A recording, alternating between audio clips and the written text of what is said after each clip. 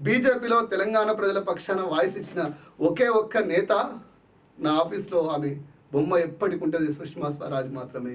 మిగతా వాళ్ళంతా అవకాశవాదులు తెలంగాణ అస్తిత్వం ఆత్మగౌరవాన్ని అప్పుడప్పుడు ఇబ్బంది పెట్టే ఉన్మాదులు దుర్మార్గులే తప్ప తెలంగాణ కోసం నిలబడేటోళ్ళు కాదు.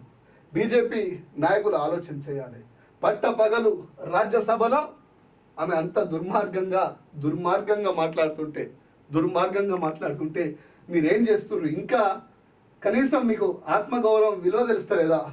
రఘునందన్ రావు గారు మీరు ఉద్యమాల్లో ఉన్నా అంటారు కదా, ఈటెల రాజేంద్ర గారు మీరు ఉద్యమాల్లో ఉన్నా అంటారు కదా, మరి ఆమె అబద్ధాలు చెప్తుంది.